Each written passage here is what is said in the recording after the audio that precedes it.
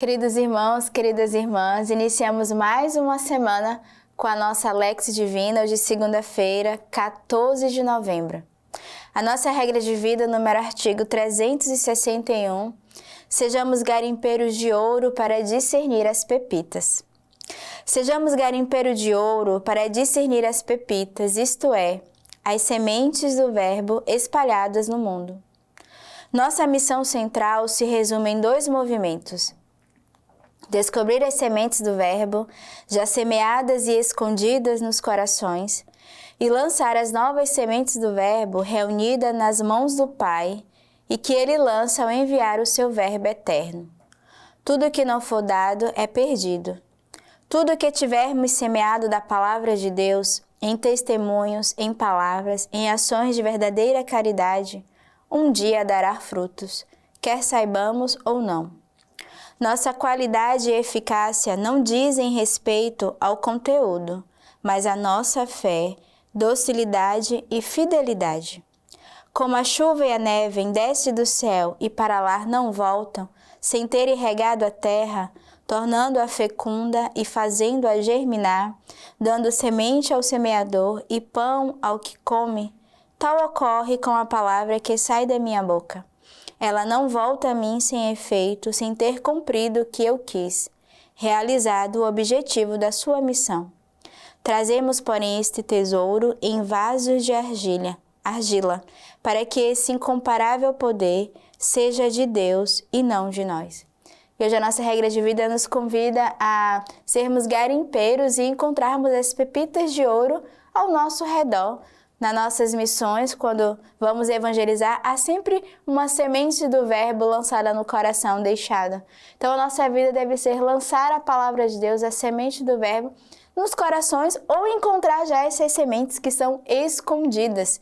E essa é a missão da comunidade, descobrir as sementes que já existem nos corações, mas também lançar as sementes a todos aqueles que não conhecem a palavra de Deus, que não conhecem o Verbo, que não conhecem o Cristo. A nossa leitura de hoje, Apocalipse, revelação de Jesus Cristo. Deus lhe concedeu para que mostrasse aos seus servos as coisas que devem acontecer muito em breve. Ele a manifestou com sinais por meio de seu anjo, enviando ao seu servo João, o qual atesta tudo quanto viu como sendo a palavra de Deus e o testemunho de Jesus Cristo. Feliz o leitor e os ouvintes das palavras desta profecia, se observarem o que nela está escrito, pois o tempo está próximo. João, às 7 igrejas que estão na Ásia, a vós, graça e paz da parte daquele que é, aquele que era e aquele que vem, da parte dos 7 Espíritos que estão diante do seu trono. Ao anjo da igreja em Éfeso, escreve: assim diz aquele que segura as 7 estrelas em sua mão direita, o que anda em meio a 7 candelabros de ouro.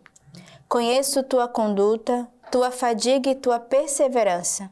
Sei que não podes suportar os malvados. Pusestes à prova os que diziam apóstolos e não são, e os descobristes mentirosos. És perseverante, pois sofrestes por causa do meu nome, mas não esmorecestes. Devo reprovar-te, contudo, por teres abandonado teu primeiro amor. Recorda-te, pois, de onde caístes, converte-te e retoma a conduta de outrora. Do contrário, virei a ti, e caso não te convertas, removerei teu candelabro de sua posição. Então, hoje na leitura de Apocalipse, essa leitura voltada à comunidade de Éfeso, que ele reconhece toda a conduta, ele reconhece todo o esforço que eles vivem, mas ele vai reprovar por uma única coisa: abandonado o primeiro amor. E talvez o convite do Senhor hoje a cada um de nós é: como está a minha relação com Deus? Será que eu tenho sido como esses homens da comunidade de Éfeso que abandonou o Senhor, que abandonou o primeiro amor e por isso estamos desanimados, às vezes estamos fatigados? Certamente porque esquecemos essa experiência de amor que fizemos com o Senhor, essa experiência de evangelização que nos impulsionou, que nos deu a graça de um vigor e que hoje talvez você se encontra como essa comunidade desanimada, talvez cansada, e aí a leitura de hoje vai reprovar a cada um de nós por ter muitas vezes abandonado o Senhor ao longo das situações e das provações na nossa vida. Então peçamos ao Senhor que rapidamente voltemos e convertamos o nosso coração para Ele. O salmista hoje, Salmo 1. Feliz o homem que não vai ao conselho dos ímpios, que não para no caminho dos pecadores, nem se assenta na roda dos zombadores. Pelo contrário, seu prazer está na lei do Senhor e medita sua lei dia e noite. Ele é como a árvore plantada junto da água corrente. Dá fruto no tempo devido e suas folhas nunca murcham. Tudo o que ele faz é bem-sucedido. Não são assim os ímpios? Não são assim, pelo contrário. São como a palha que o vento dispersa. Sim, o Senhor conhece o caminho dos justos, mas o caminho dos ímpios perece. É um salmo muito conhecido, onde o Senhor vai dar dois caminhos, o homem justo e o homem ímpio. E hoje o salmista vai recordar qual caminho nós somos chamados a viver. E ele vai exemplificar aquele que vai, o ímpio, né? Aquele que vai pelo caminho contrário, mas também o caminho do justo, que é aquele que busca o Senhor diariamente. O evangelho de hoje, Lucas 18. Quando ele se aproximava de Jericó, havia um cego, mendigando, sentado à beira do caminho. Ouvindo os passos da multidão que transitava, perguntou o que era. Informaram-no de que Jesus, o Nazareu, estava passando. E ele pôs-se a gritar: Jesus, filho de Davi, tem compaixão de mim. Os que estavam à frente repreendiam-no para que ficasse em silêncio. Ele, porém, gritava ainda mais forte: Filho de Davi, tem compaixão de mim. Jesus se deteve e mandou que lhe trouxessem. Quando chegou perto, perguntou-lhes: Que queres que eu te faça?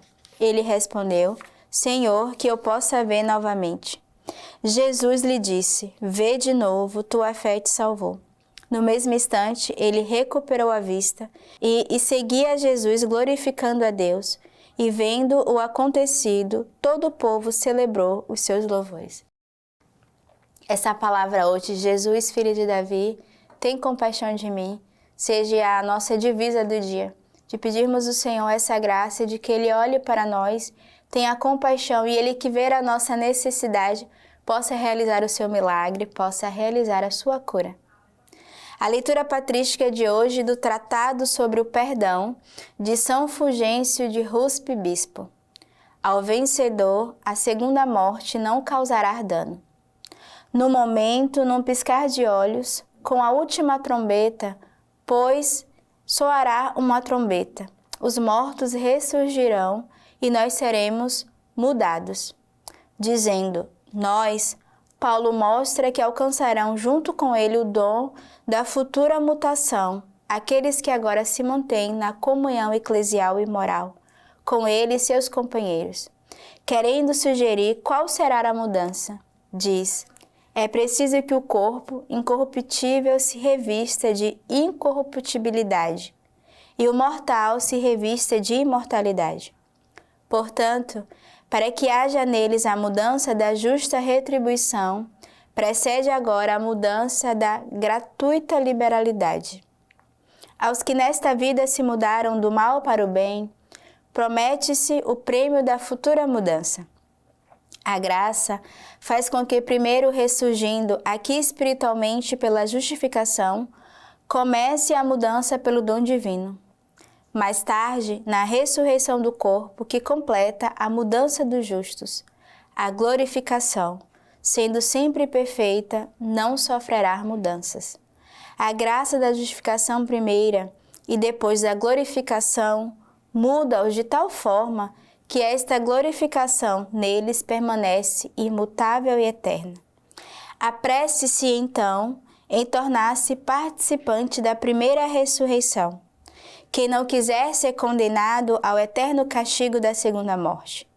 Pois aqueles que, mudados no presente pelo temor de Deus, passam da vida má para a vida santa, passam da morte para a vida, e eles mesmos, em seguida, passarão da vida obscura à glória. Peçamos ao Senhor essa graça de vivermos esse mistério, de passarmos da morte para a vida e de sermos glorificados com Deus e nos encontrarmos juntos na nossa pátria celeste. Que Deus vos abençoe ao longo de toda essa semana, que vivamos uma semana em Deus sobre a sua palavra, meditando diariamente a nossa Lex Divina. Que Deus vos abençoe.